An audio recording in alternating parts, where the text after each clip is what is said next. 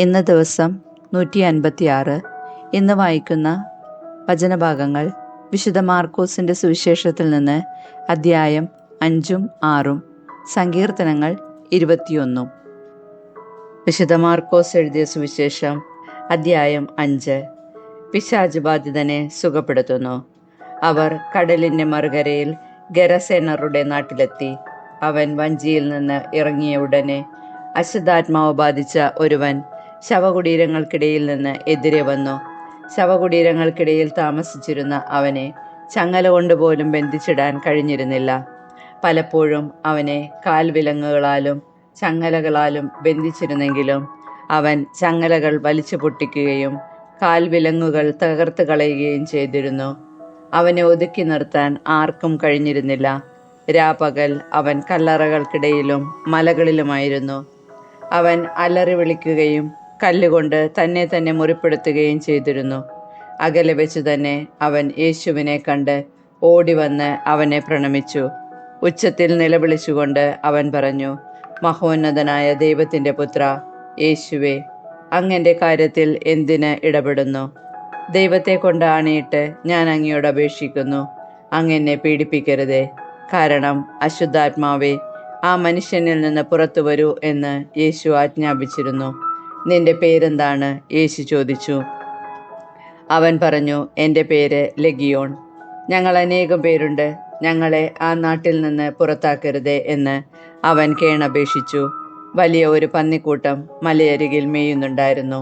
ഞങ്ങളെ ആ പന്നിക്കൂട്ടത്തിലേക്ക് അയക്കുക, ഞങ്ങൾ അവയിൽ പ്രവേശിച്ചു കൊള്ളട്ടെ എന്ന് അവർ അപേക്ഷിച്ചു. അവൻ അനുവാദം നൽകി. അശുദ്ധാത്മാക്കൾ പുറത്തു വന്ന് പന്നിക്കൂട്ടത്തിൽ പ്രവേശിച്ചു. ഏകദേശം 2000 പന്നികളുണ്ടായിരുന്നു. അവ കിഴക്കാന്തൂക്കായ തീരത്തിലൂടെ പാഞ്ഞു ചെന്ന് കടലിൽ മുങ്ങിച്ചത്തു. പന്നികളെ മേയിച്ചു കൊണ്ടിരുന്നവർ ഓടിപ്പോയി നഗരങ്ങളിലും നാട്ടിൻപുറങ്ങളിലും വിവരമറിയിച്ചു. സംഭവിച്ചതെന്തെന്ന് കാണാൻ ജനങ്ങൾ വന്നുകൂടി. അവർ യേശുവിൻ്റെ അടുത്തെത്തി. ലെഗിയോൻ ആവേശിച്ചിരുന്ന പിശാച് ബാധിതൻ വസ്ത്രം ധരിച്ച് സുബോധത്തോടെ അടങ്ങിയിരിക്കുന്നത് അവൻ കണ്ടു. അവർ ഭയപ്പെട്ടു. പിശാച് ബാധിതനും പന്നികൾക്കും സംഭവിച്ചത് കണ്ടവർ അക്കാര്യങ്ങൾ ജനങ്ങളോട് പറഞ്ഞു. തങ്ങളുടെ പ്രദേശം വിട്ടുപോകണമെന്ന് അവർ യേശുവിനോട് അപേക്ഷിച്ചു. അവർ വഞ്ചിയിൽ കയറാൻ തുടങ്ങിയപ്പോൾ പിശാച് ബാധിച്ചിരുന്ന മനുഷ്യൻ അവനോടുകൂടെ പോകുന്നതിന് അനുവാദം ചോദിച്ചു. എന്നാൽ യേശു അനുവദിച്ചില്ല. അവൻ പറഞ്ഞു, നീ വീട്ടിൽ സ്വന്തക്കാരുടെ അടുത്തേക്ക് പോവുക. കർത്താവ് നിനക്ക് വേണ്ടി എന്തെല്ലാം പ്രവർത്തിച്ചുവെന്നും എങ്ങനെ നിന്നോട് കരുണ കാണിച്ചുവെന്നും അവരെ അറിയിക്കുക. അവൻ പോയി യേശു തനിക്ക് വേണ്ടി എന്തെല്ലാം ചെയ്തെന്ന് ദെക്കാപോളിസിൽ പ്രഘോഷിക്കാൻ തുടങ്ങി. ജനങ്ങൾ അത്ഭുതപ്പെട്ടു. രക്തസ്രാവക്കാരി ജായിറോസിന്റെ മകൾ. യേശു വീണ്ടും വഞ്ചിയിൽ മറുകരയെത്തിയപ്പോൾ ഒരു വലിയ ജനക്കൂട്ടം അവന് ചുറ്റും കൂടി. അവൻ കടൽ തീരത്ത് നിൽക്കുകയായിരുന്നു. അപ്പോൾ സിനഗോഗ് അധികാരികളിൽ ഒരുവനായ ജായിറോസ് അവിടെ വന്നു. അവൻ യേശുവിനെ കണ്ട് കാൽക്കൽ വീണ് അപേക്ഷിച്ചു, എൻ്റെ കൊച്ചുമകൾ മരിക്കാറായി കിടക്കുന്നു. അങ്ങ് വന്ന് അവളുടെ മേൽ കൈകൾ വെച്ച് രോഗം മാറ്റി അവളെ ജീവിപ്പിക്കണമേ. യേശു അവൻ്റെ കൂടെ പോയി. വലിയൊരു ജനക്കൂട്ടം തിങ്ങി ഞെരുങ്ങി പിന്തുടർന്നു. 12 വർഷമായി രക്തസ്രാവമുള്ള ഒരു സ്ത്രീ ഉണ്ടായിരുന്നു. പല വൈദ്യന്മാരുടെ അടുത്ത് പോയി വളരെ കഷ്ടപ്പെടുകയും കൈവശമുള്ളതെല്ലാം ചെലവഴിക്കുകയും ചെയ്തിട്ടും അവളുടെ സ്ഥിതി മെച്ചപ്പെടുകയല്ല, കൂടുതൽ മോശമാവുകയാണ് ചെയ്തത്. അവൾ യേശുവിനെ കുറിച്ച് കേട്ടിരുന്നു. ജനക്കൂട്ടത്തിനിടയിലൂടെ അവൾ അവൻ്റെ പിന്നിൽ ചെന്ന് വസ്ത്രത്തിൽ സ്പർശിച്ചു. അവൻ്റെ വസ്ത്രത്തിൽ ഒന്ന് തൊട്ടാൽ മാത്രം മതി, ഞാൻ സുഖം പ്രാപിക്കും എന്ന് അവൾ വിചാരിച്ചിരുന്നു. തൽക്ഷണം അവളുടെ രക്തസ്രാവം നിലച്ചു. താൻ രോഗവിമുക്തിയായിരിക്കുന്നുവെന്ന് അവൾക്ക് ശരീരത്തിൽ അനുഭവപ്പെട്ടു. യേശുവാകട്ടെ തന്നിൽ നിന്ന് ശക്തി പുറപ്പെട്ടെന്നറിഞ്ഞ് പെട്ടെന്ന് ജനക്കൂട്ടത്തിനു നേരെ തിരിഞ്ഞു ചോദിച്ചു, ആരാണ് എൻ്റെ വസ്ത്രത്തിൽ സ്പർശിച്ചത്? ശിഷ്യന്മാർ അവനോട് പറഞ്ഞു, ജനം മുഴുവൻ നിനക്ക് ചുറ്റും തിക്കിക്കൂടുന്നത് കാണുന്നില്ലേ? എന്നിട്ടും ആരാണ് എന്നെ സ്പർശിച്ചതെന്ന് നീ ചോദിക്കുന്നുവോ? ആരാണ് അത് ചെയ്തതെന്നറിയാൻ അവൻ ചുറ്റും നോക്കി. ആ സ്ത്രീ തനിക്ക് സംഭവിച്ചതറിഞ്ഞ് ഭയന്നു വിറച്ച് അവൻ്റെ കാൽക്കൽ വീണ് സത്യം തുറന്നു പറഞ്ഞു. അവൻ അവളോട് പറഞ്ഞു, മകളെ, നിന്റെ വിശ്വാസം നിന്നെ രക്ഷിച്ചിരിക്കുന്നു. സമാധാനത്തോടെ പോവുക, വ്യാധിയിൽ നിന്ന് വിമുക്തിയായിരിക്കുക. യേശു സംസാരിച്ചു കൊണ്ടിരിക്കെ സിനഗോഗ് അധികാരിയുടെ വീട്ടിൽ നിന്ന് ചിലർ വന്നു പറഞ്ഞു, നിന്റെ മകൾ മരിച്ചു. ഗുരുവിനെ ഇനിയും എന്തിനു ബുദ്ധിമുട്ടിക്കുന്നു? അത് കേട്ട് സിനഗോഗ് അധികാരിയോട് പറഞ്ഞു, ഭയപ്പെടേണ്ട, വിശ്വസിക്കുക മാത്രം ചെയ്യുക. പത്രോസും യാക്കോബും യാക്കോബിൻ്റെ സഹോദരൻ യോഹന്നാനും ഒഴികെ മറ്റാരും തന്നോടുകൂടെ പോരാൻ അവൻ അനുവദിച്ചില്ല. അവർ സിനഗോഗ് അധികാരിയുടെ വീട്ടിലെത്തി. അവിടെ ആളുകൾ വലിയ ബഹളം വയ്ക്കുന്നതും ഉച്ചത്തിൽ കരയുന്നതും അലമുറയിടുന്നതും അവൻ കണ്ടു. അകത്ത് പ്രവേശിച്ച് അവൻ അവരോട് പറഞ്ഞു, എന്തിനാണ് നിങ്ങൾ ബഹളം വയ്ക്കുകയും വിലപിക്കുകയും ചെയ്യുന്നത്? കുട്ടി മരിച്ചിട്ടില്ല, ഉറങ്ങുകയാണ്. അവർ അവനെ പരിഹസിച്ചു. അവനാകട്ടെ അവരെ എല്ലാവരെയും പുറത്താക്കി. അനന്തരം പെൺകുട്ടിയുടെ മാതാപിതാക്കന്മാരെയും അവിടെ കൂടിയുണ്ടായിരുന്നവരെയും കൂട്ടിക്കൊണ്ട് അവളെ കിടത്തിയിരുന്നിടത്തേക്ക് അവൻ ചെന്നു. അവൻ അവളുടെ കൈക്ക് പിടിച്ചുകൊണ്ട്, ബാലികെ എഴുന്നേൽക്കൂ എന്നർത്ഥമുള്ള തലീത്താക്കും എന്ന് പറഞ്ഞു. തൽക്ഷണം ബാലിക എഴുന്നേറ്റ് നടന്നു. അവൾക്ക് 12 വയസ്സ് പ്രായമുണ്ടായിരുന്നു. അവർ അത്യന്തം വിസ്മയിച്ചു. ആരും ഈ വിവരം അറിയരുതെന്ന് യേശു അവർക്ക് കർശനമായ ആജ്ഞ നൽകി. അവൾക്ക് ഭക്ഷണം കൊടുക്കാൻ അവൻ നിർദ്ദേശിച്ചു. വിശുദ്ധ മാർക്കോസ് എഴുതിയ സുവിശേഷം അധ്യായം 6. യേശു സ്വദേശത്ത് അവഗണിക്കപ്പെടുന്നു. യേശു അവിടെ നിന്ന് പോയി സ്വന്തം നാട്ടിലെത്തി. ശിഷ്യന്മാർ അവനെ അനുഗമിച്ചു. സാബത്ത് ദിവസം സിനഗോഗിൽ അവൻ പഠിപ്പിക്കാൻ ആരംഭിച്ചു. അവൻ്റെ വാക്ക് കേട്ട പലരും ആശ്ചര്യപ്പെട്ടു പറഞ്ഞു, ഇവന് ഇതെല്ലാം എവിടെ നിന്ന്? ഇവന് കിട്ടിയ ഈ ജ്ഞാനം എന്ത്? എത്ര വലിയ കാര്യങ്ങളാണ് ഇവൻ്റെ കരങ്ങൾ വഴി സംഭവിക്കുന്നത്. ഇവൻ മറിയത്തിൻ്റെ മകനും യാക്കോബ്, യോസെ, യൂദാസ്, ശിമയോൻ എന്നിവരുടെ സഹോദരനുമായ മരപ്പണിക്കാരനല്ലേ? ഇവൻ്റെ സഹോദരിമാരും ഇവിടെ നമ്മുടെ കൂടെയില്ലേ? ഇങ്ങനെ പറഞ്ഞ് അവർ അവനിൽ ഇടറി. യേശു അവരോട് പറഞ്ഞു, സ്വദേശത്തും ബന്ധുജനങ്ങളുടെ ഇടയിലും സ്വഭവനത്തിലുമല്ലാതെ മറ്റെങ്ങും പ്രവാചകൻ അവമതിക്കപ്പെടുന്നില്ല. ഏതാനും രോഗികളുടെ മേൽ കൈകൾ വെച്ച് സുഖപ്പെടുത്തുവാനല്ലാതെ മറ്റത്ഭുതമൊന്നും അവിടെ ചെയ്യാൻ അവന് സാധിച്ചില്ല. അവരുടെ വിശ്വാസരാഹിത്യത്തെക്കുറിച്ച് അവൻ വിസ്മയിച്ചു. ശിഷ്യന്മാരെ അയക്കുന്നു. അവൻ ഗ്രാമപ്രദേശങ്ങളിൽ ചുറ്റി സഞ്ചരിച്ച് പഠിപ്പിച്ചുകൊണ്ടിരുന്നു. അവൻ തൻ്റെ 12 പേരെ അടുത്ത് വിളിച്ച് 2 പേരെ വീതം അയക്കാൻ തുടങ്ങി. അശുദ്ധാത്മാക്കളുടെ മേൽ അവർക്ക് അധികാരവും കൊടുത്തു. അവൻ കൽപ്പിച്ചു, യാത്രയ്ക്ക് വടിയല്ലാതെ മറ്റൊന്നും, അപ്പമോ സഞ്ചിയോ അരപ്പട്ടയിൽ പണമോ കരുതരുത്. ചെരുപ്പ് ധരിക്കാം, 2 ഉടുപ്പുകൾ ധരിക്കരുത്.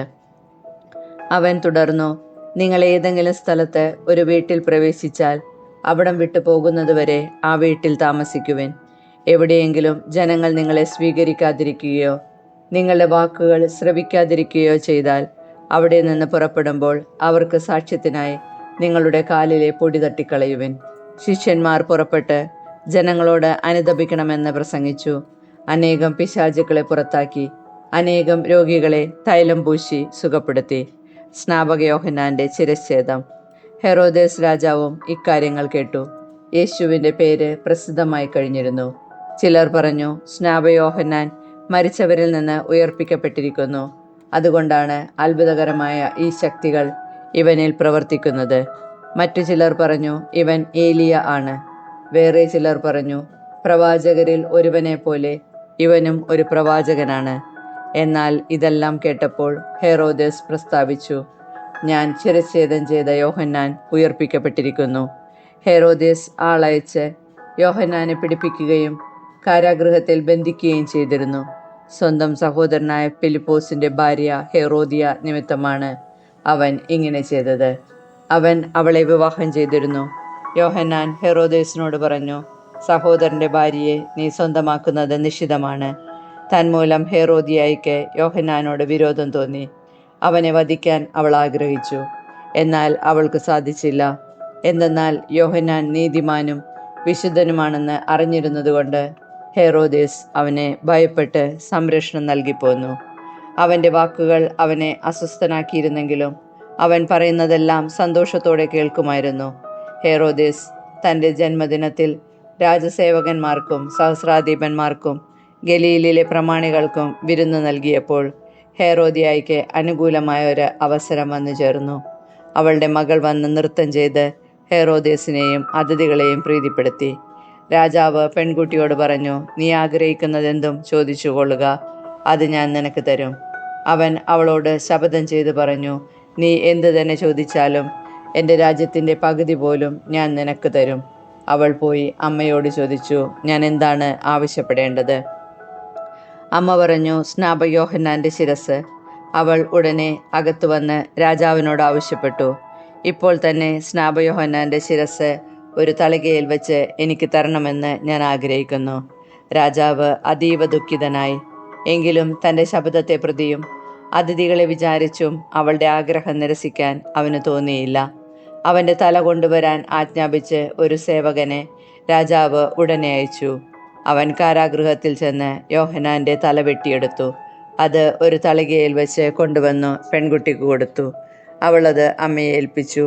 ഈ വിവരമറിഞ്ഞ യോഹന്നാൻ്റെ ശിഷ്യന്മാർ വന്ന് മൃതദേഹം കല്ലറയിൽ സംസ്കരിച്ചു. അപ്പം വർദ്ധിപ്പിക്കുന്നു. അപ്പോസ്തലന്മാർ യേശുവിൻ്റെ അടുത്ത് ഒരുമിച്ചുകൂടി തങ്ങൾ ചെയ്തതും പഠിപ്പിച്ചതും അറിയിച്ചു. അനേകം ആളുകൾ അവിടെ വരികയും പോവുകയും ചെയ്തിരുന്നു. ഭക്ഷണം കഴിക്കാൻ പോലും അവർക്ക് ഒഴിവ് കിട്ടിയിരുന്നില്ല.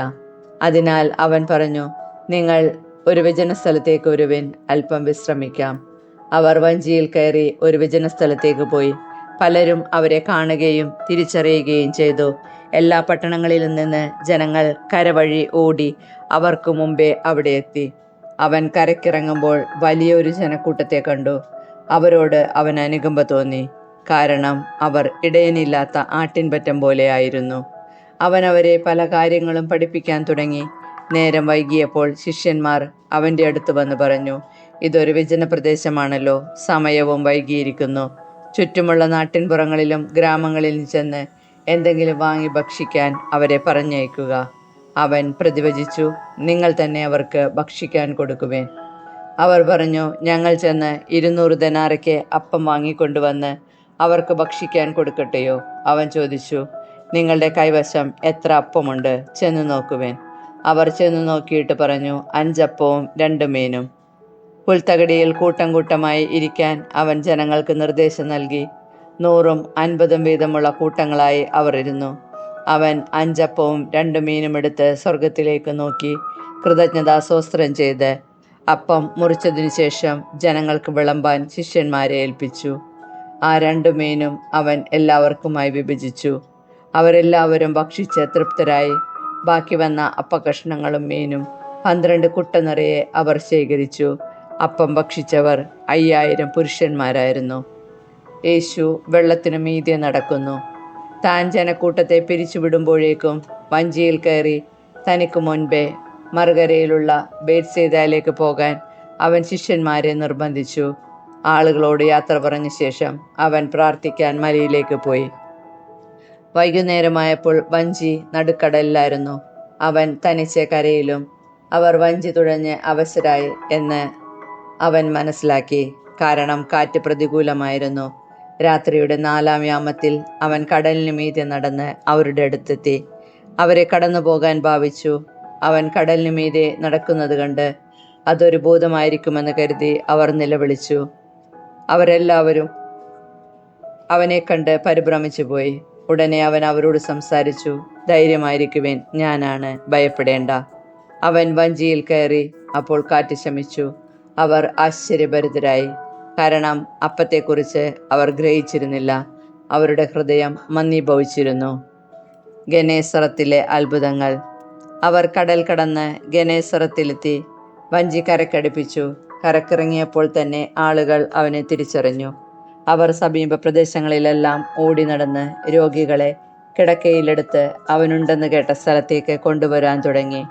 ഗ്രാമങ്ങളിലോ നഗരങ്ങളിലോ നാട്ടിൻപുറങ്ങളിലോ അവർ ചെന്നിടത്തൊക്കെ ആളുകൾ രോഗികളെ കൊണ്ടുവന്ന് പൊതുസ്ഥലങ്ങളിൽ കിടത്തിയിരുന്നു. അവൻ്റെ വസ്ത്രത്തിൻ്റെ വിളുമ്പിലെങ്കിലും സ്പർശിക്കാൻ അനുവദിക്കണമെന്ന് അവർ അപേക്ഷിച്ചു. സ്പർശിച്ചവരെല്ലാം സുഖം പ്രാപിക്കുകയും ചെയ്തു. സങ്കീർത്തനങ്ങൾ 21. രാജാവിന് വിജയം നൽകിയതിന് കൃതജ്ഞത.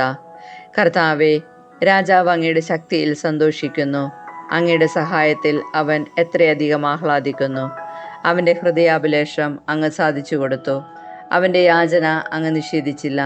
സമൃദ്ധമായ അനുഗ്രഹങ്ങളുമായി അവിടുന്ന് അവനെ സന്ദർശിച്ചു. അവൻ്റെ ശിരസിൽ തങ്കക്കിരീടമണിയിച്ചു. അവൻ അങ്ങയോട് ജീവൻ യാചിച്ചു. അവിടുന്ന് അത് നൽകി. സുദീർഘവും അനന്തവുമായ നാളുകൾ തന്നെ അങ്ങയുടെ സഹായത്താൽ അവൻ്റെ മഹത്വം വർദ്ധിച്ചു. അങ്ങ് അവൻ്റെ മേൽ തേജസ്സും പ്രതാപവും ചൊരിഞ്ഞു. അവിടുന്ന് അവനെ എന്നേക്കും അനുഗ്രഹപൂർണനാക്കി. അങ്ങയുടെ സാന്നിധ്യത്തിൻ്റെ സന്തോഷം കൊണ്ട് അവനെ ആനന്ദിപ്പിച്ചു. രാജാവ് കർത്താവിൽ വിശ്വാസമർപ്പിച്ച് ആശ്രയിക്കുന്നു. അത്യുന്നതൻ്റെ കാരുണ്യ നിമിത്തം അവൻ നിർഭയനായിരിക്കും. അങ്ങയുടെ കൈ സകല ശത്രുക്കളെയും തിരഞ്ഞു പിടിക്കും. അങ്ങയുടെ വലത്തുകരം അങ്ങയെ വെറുക്കുന്നവരെ പിടികൂടും. അങ്ങയുടെ സന്ദർശന ദിനത്തിൽ അവരെ എരിയുന്ന ചൂള പോലെയാക്കും. കർത്താവ് തൻ്റെ ക്രോധത്തിൽ അവരെ വിഴുങ്ങും. അഗ്നി അവരെ ദഹിപ്പിച്ചു കളയും. അങ്ങ് അവരുടെ സന്തതിയെ ഭൂമിയിൽ നിന്നും അവരുടെ മക്കളെ മനുഷ്യമക്കളുടെ ഇടയിൽ നിന്നും നശിപ്പിക്കും. അവർ അങ്ങേക്കെതിരെ തിന്മ നിരൂപിച്ചാലും അങ്ങേക്കെതിരെ ദുരാലോചന നടത്തിയാലും വിജയിക്കുകയില്ല. അങ്ങ് അവരെ തുരത്തും. അവരുടെ മുഖത്തെ ലക്ഷ്യമാക്കി വില്ലുകുലയ്ക്കും.